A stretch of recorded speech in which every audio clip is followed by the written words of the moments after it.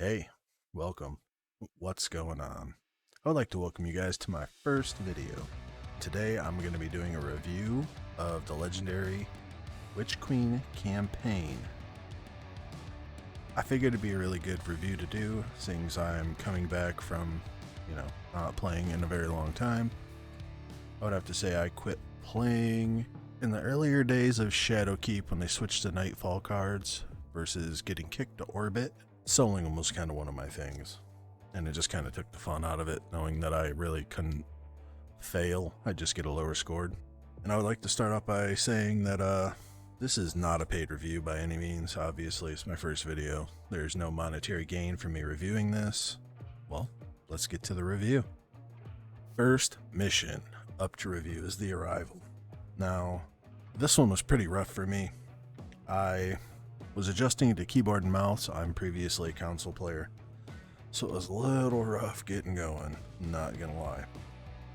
But other than that, I found this opening mission spot on. I mean, it was long, but it wasn't too long. It's probably a little longer, seeing the whole keyboard and mouse adjustment, I probably died a whole lot more times than I should have. But that's neither here nor there. But it was great the way you gotta find your way onto the ship, jumping in there, finding out that the Hive have the light. I mean, it was just absolutely crazy. The Savathun fight, that was great. Totally got baited into that one. I figured we were just, she was dying so easily. I figured she was gonna die, and, well, there'd just be some other boss to fight. But, yeah, that definitely was not the case. Either way, I thought it was pretty neat. Next mission up to bat is the investigation. So after getting baited by Savathun, we got to go back onto her ship. And man, did I have kind of some troubles with this one too. They weren't as bad as the keyboard and mouse. I was just getting used to the Azeron Cyborg that I bought, which there will be a review of that coming up sometime in the future. But really, nonetheless, for that, I mean, it was really good. Really, really good. I was not disappointed on the difficulty at all. I mean, it was extremely challenging. It was fun.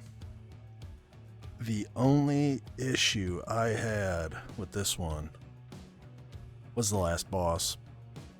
And I mean, that was totally my fault.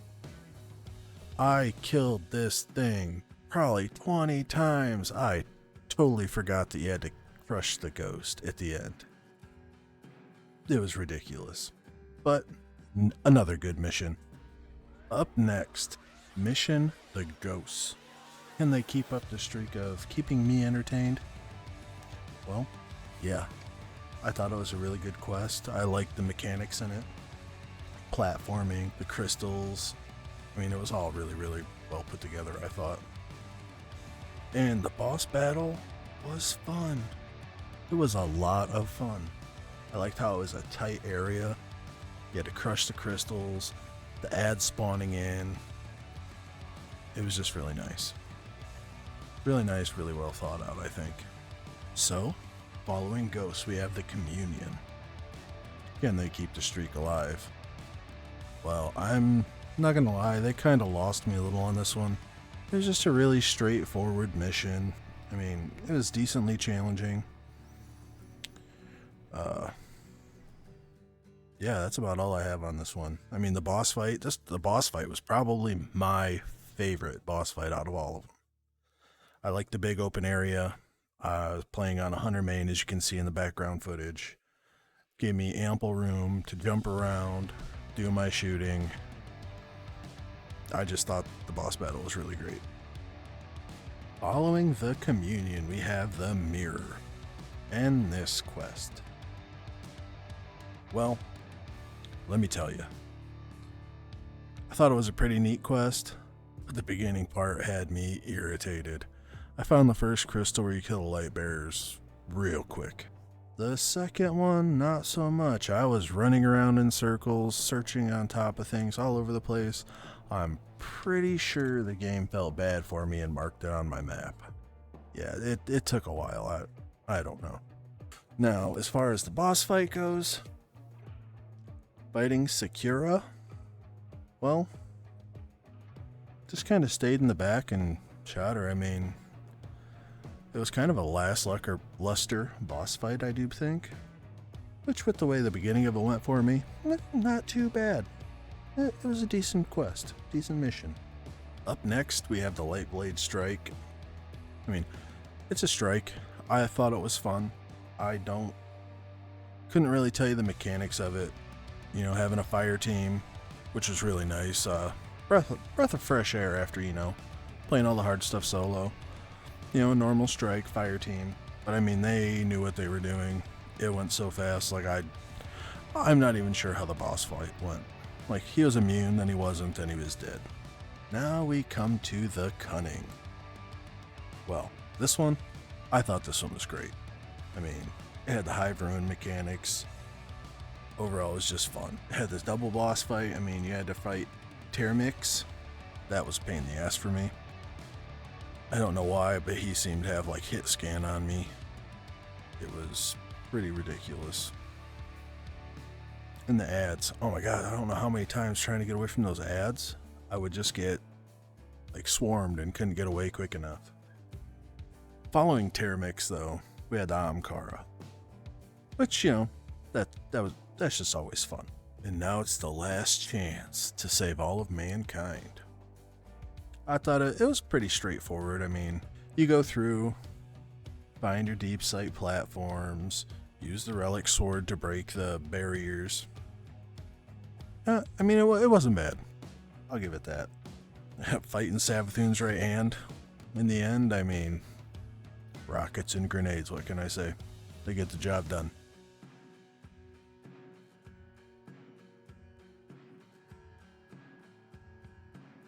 A ritual. Finally, Savathun. Man, this has been a long fought battle. This legendary difficulty was great.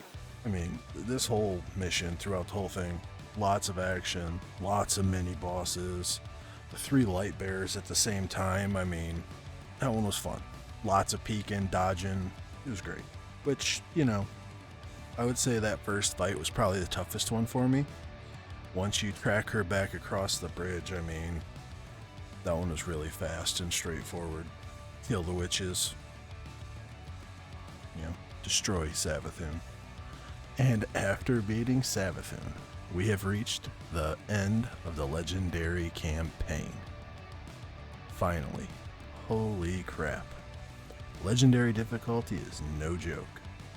And overall, I would say, yeah, it's a great campaign to further the quest arc. I'd give it probably an 8.59 out of 10. And the legendary difficulty is probably what brought it up that high. It set it just so far apart from the rest of the expansions that I played in the beginning. I think that was just a great twist, and I'm so glad they had it, and I hope they keep it that way for any expansion here to come. And thank you to every one of you that has made it to the end of my very first video. Sorry it was long-winded, but there was a lot of content to cover. A like and subscribe would be greatly appreciated, and hit the bell icon because there will be plenty more videos coming. As I stated a little earlier, there's the Azeron keypad review is going to be coming up. I mean, so far, yeah, it'll be in the review, trust me. We're going to have some Crucible. Definitely, I stream on Twitch kind of often. We do dungeons, Crucible. I haven't yet found a clan, so I won't really have much raid footage yet, but I'm working on that. So yeah, I hope everyone has a great rest of their day. Peace.